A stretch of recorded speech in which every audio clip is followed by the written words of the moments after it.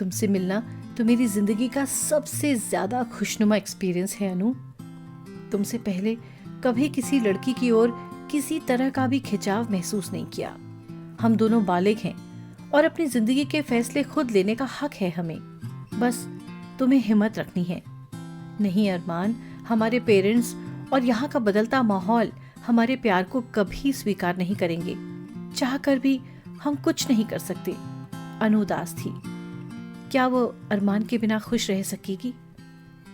तुमसे निकाह के बाद भी तुम्हें अपना धर्म बदलने की जरूरत नहीं होगी। तुम्हें अपनी मर्जी से चलने की पूरी आजादी होगी अनु। अम्मी भी इस बात के लिए राजी हैं। अरमान सीरियस था। अभी हम कुछ भी सोचने समझने की स्थिति में नहीं हैं। जिंदगी का इतना बड़ा फैसला लेने की हिम्मत नहीं है अरमान। मुझे माफ करो। अनु की आंखें छलछला आईं। कार से उतरी अनु अपने डिपार्टमेंट की तरफ बढ़ी ही थी कि उसके पांव के पास एक जोरदार बम जैसा धमाका हुआ। दहशत से अनु अरमान का नाम लेती गिर पड़ी। अरमान अभी कार लॉक करके चला ही था कि अनु की आवाज उसके कानों में पड़ी। तेजी से भागकर अरमान अनु के पास पहुंचा। क्या हुआ अनु, ठीक तो हो? तभी अनु के पास पड़े बम वाले पटाखे के कागज पर नजर पड़ी। हम पर किसी ने बम फेंका था अरमान, हमें डर लग रहा है। अनु अरमान से लिपट कर रो पड़ी। नहीं अनु, ये देखो किसी ने मजाक किया था, ये तो मामूली पटाखा है। अरमान ने अनु को तसल्ली देने की कोशिश की। चारों तरफ नजर दौड़ाने पर कोई नजर नहीं आया, पर अरमान पटाखे से दिया गया इशारा समझ गया। प्यार से सहारा देकर अनु को अरमान अपने साथ ले गया। कल से तुम्हारे एग्जाम शुरू हो रहे हैं, जो हुआ उसे भूल जाओ और एग्जाम पर ध्यान दो। याद रखना, मेरी अनु को टॉप करना है। हाँ, एग्जाम हॉल तक पहुंचाने और लाने के लिए आपका ये ड्राइवर अपनी ड्यूटी पर वक्त से हाजिर रहेगा। Wish you good luck. Armaan ने मजाक किया। घर पहुंचे अरमान की अम्मी बेहद तनाव में थीं। अरमान को देखकर जैसे उनके चेहरे पर कुछ सुकून सा आ गया था। तुम कहाँ रह गए थे मान बेटा, मेरी तो जान ही निकल गई थी। ऐसा क्या हुआ अम्मी, रोज ही तो इस वक्त पर घर पहुंचता हूँ। कुछ ठीक नहीं है। क्या तू नहीं जानता, कुछ लोग तेरी जान के पीछे पड़े हैं। तूने कभी नहीं बताया कि तुझे कितनी धमकियां दी जा चुकी हैं। इन गीदड़ भभकियों से क्या डरना। मैं सच्चाई की राह पर चलता हूँ। अपने साथियों और स्टूडेंट्स को भी सही राह दिखाने की कोशिश करता हूँ। उन्हें समझाना चाहता हूँ, खून खराबे से कुछ नहीं मिलता। असल में बाहर से आए कुछ गुमराह लोग हमारे लोगों को भड़का रहे हैं, वादी में नफरत का जहर घोल रहे हैं। तेरी बात समझती हूँ, पर इन हालात में एहतियात बरतने की जरूरत है मान बेटा। जी अम्मी, आप परेशान न हो, मैं ख्याल रखूंगा, संजीदगी से अरमान ने कहा। अपने कमरे में आकर अरमान सोच में पड़ गया। कुछ दिनों से कुछ लड़के उसे देखकर उल्टे सीधे रिमार्क्स दे रहे थे। ग्रुप बनाकर अरमान की ओर इशारा करके बातें करते हैं। काफिर की लौंडिया से इश्क फरमा रहा है, ये मुल्क का गद्दार हमारे मजहब का दुश्मन है, जैसी बातें उसे कुछ हमदर्द लोगों ने इशारों में बताने की कोशिश की थी, पर अरमान उन बातों से उदासीन ही बना रहा। आज अनु के एग्जाम खत्म हो रहे थे। नियत समय पर अरमान अनु को एग्जामिनेशन हॉल से घर पहुंचाने के लिए आ गया था। अरमान एग्जामिनेशन हॉल के बाहर कार में अनु की प्रतीक्षा कर रहा था कि तभी एक तुड़ा मुड़ा कागज उसकी गोद में आकर गिरा। खोलने पर चंद लाइनें थीं। बहुत हो गया, अगर सलामती चाहते हो तो अपनी नापाक जुबान बंद रखो और उस लौंडिया से दूर रहो।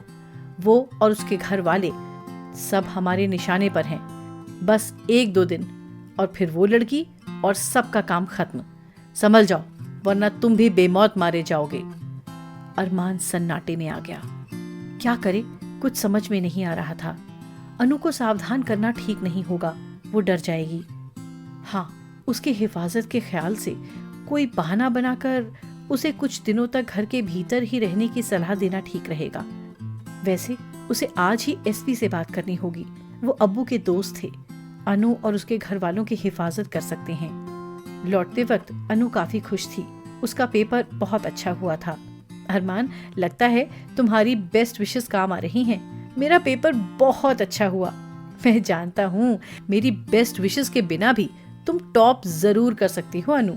मैं दिल से चाहता हूँ तुम लेक्चरार बनकर मेरी तरह से वादी में अमन चैन लाने में मेरी मदद करो। अरमान गंभीर था। हम इतना बड़ा काम कैसे कर सकते हैं अरमान? अनु विस्मित थी। मेरे ख्याल में हमारी नई जेनरेशन अगर सही गलत में फर्क समझने लग जाए तो ये काम बहुत आसानी से हो सकता है। प्यार में कितनी ताकत होती है, ये बात तुम अपने स्टूडेंट्स को जरूर समझा सकोगी। ये काम हम जैसे सही सोचने वाले लोग ही कर सकते हैं अनु, और मुझे तुम पर पूरा यकीन है। अनु अरमान के गंभीर चेहरे को मौन देखती रह गई। पता नहीं अरमान आज कैसी बातें कर रहा था। क्या वो सचमुच वादी में अमन और खुशी ला सकती है? अनु की प्रतीक्षा में उसके पापा बाहर ही खड़े थे। अनु तेजी से चलती हुई उनके पास पहुंची। पापा, मेरे पेपर्स बहुत अच्छे हुए हैं। आज का पेपर तो जैसे मेरे लिए ही बना था। खुशी से झूमती अनु ने कहा। अच्छी बात है, अंदर जाओ, तुम्हारी माँ इंतजार कर रही हैं। मुझे अरमान के साथ मार्केट तक जाना है। मुझे छोड़ सकोगे अरमान? गंभीरता से डॉक्टर मट्टू ने कहा। ये भी कोई पूछने की बात है अंकल, आइए। अरमान ने उतरकर आगे वाली सीट की डोर खोल दी। अरमान बेटा, मुझे तुमसे कुछ बात करनी है। क्या तुम्हारे पास वक्त है? कार में बैठते मट्टू जी ने कहा। जी अंकल, कहिए क्या बात है। हम कहीं कहवा पीने चल सकते हैं, वहीं आराम से बात कर सकते हैं। अरमान जैसे खुशी की बात का इंतजार कर रहा था। उसकी जरूरत नहीं है, तुम कहीं कार पार्क कर लो, मुझे कुछ कहना है। एक एकांत जगह पर कार पार्क करके अरमान ने कहा। जी अंकल, आप क्या कहना चाहते हैं? अरमान अब कुछ शंकित सा दिखा। अरमान, तुम्हें बता ही चुका हूँ, पहले मैं यहाँ की यूनिवर्सिटी में प्रोफेसर था। जम्मू के कॉलेज वालों ने जब मुझे प्रिंसिपलशिप का ऑफर दिया तो कुछ वर्षों के लिए मैंने जाना मंजूर किया था, पर मेरी आत्मा यहीं बसती थी। संयोग से मेरा एक स्टूडेंट अनवर यहाँ पुलिस डिपार्टमेंट में एसपी बनकर आ गया। वो अक्सर मुझसे मिलने जम्मू आता रहता था। मेरे मन की बात जानकर उसने मुझे यहाँ अपनी जिम्मेदारी पर रहने की हिम्मत दी थी। डॉक्टर मट्टू चुप हो गए। मुझे खुशी है आप यहाँ हैं अंकल। अरमान जैसे असमंजस में था। आज अनवर मेरे पास आया था, उसे पक्की खबर मिली है। यहाँ हमारे लिए बहुत बड़ा खतरा पैदा हो गया है अरमान। इतना ही नहीं, हमारी वजह से तुम्हारी जिंदगी भी खतरे में है। इन हालातों में अनवर ने हमें 2 दिनों के भीतर जम्मू वापस जाने की सलाह दी है। अनवर ने पुलिस ट्रक से हमारे जाने का इंतजाम कर दिया है, इसीलिए 2 दिनों के लिए हमें पुलिस की सुरक्षा भी दी जा रही है। डॉक्टर मट्टू उदास दिखे। नहीं अंकल, आप ऐसे नहीं जा सकते। आप नहीं जानते, पिछले कुछ दिनों में मैं तुम्हारे और अनु के मन की बात समझ गया था। मेरे पूछने पर अनु ने मुझे सब कुछ बता दिया है अरमान।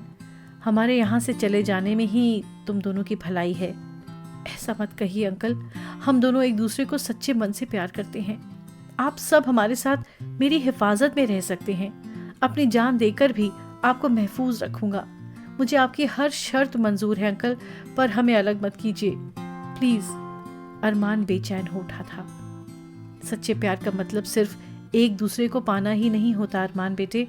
तुम वादी में अमन चैन लाने के लिए जो काम कर रहे हो, उसे पूरा करके तुम्हें जो संतोष और खुशी मिलेगी, उसके साथ अनु की खुशी भी तो शामिल होगी।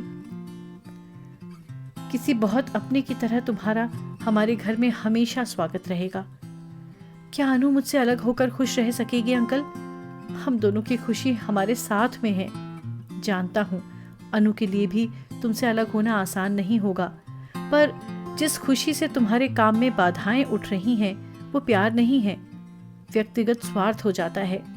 तुम समझदार हो, इसीलिए ये भी समझ सकते हो। इस माहौल में अनु और तुम्हारा साथ सहज ही स्वीकार नहीं किया जा सकता, बल्कि उससे यहाँ का माहौल और ज्यादा बिगड़ जाएगा।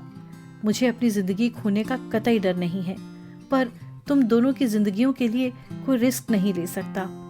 अंकल, हम शादी करना चाहते हैं। हम दोनों की शादी से माहौल नहीं बिगड़ेगा। प्लीज अंकल, हमें इजाजत दीजिए। अरमान ने फिर विनती की थी। जिस दिन तुम जैसे नौजवानों की कोशिशों से वादी के हालात सामान्य हो सके, तो मेरा वादा है तुम्हारे और अनु के विवाह में मुझे कोई आपत्ति नहीं होगी।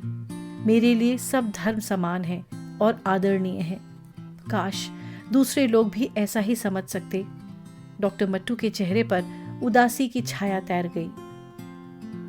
अगर ऐसा है तो मेरा भी वादा है, घाटी में फिर से अमन और चैन लाने की कोशिश मेरा सबसे पहला और अहम काम होगा।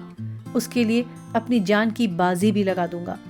अनु को पाने के लिए ही नहीं, यहाँ से दूर जाने को विवश आप जैसे कश्मीरी परिवारों को भी हमें यहाँ वापस लाना है। मुझे यकीन है हमारा प्यार रंग लाएगा।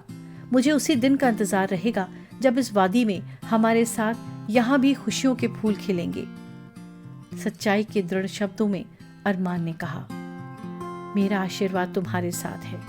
भगवान तुम्हारा सपना सच करे। मुझे पूरा विश्वास है अनु भी तुम्हारी तरह मेरी बात समझेगी और वो तुम्हारी हिम्मत बनेगी। जाने से पहले अपनी एक प्रिय चीज तुम्हें सौंपना चाहता हूँ। उम्मीद है इनकार नहीं करोगे। आपकी हर बात मुझे मंजूर है अंकल। डॉक्टर मट्टू ने ऐसी कौन सी चीज अरमान के हाथों सौंपी, जानने के लिए सुनिए इस कहानी का अगला एपिसोड।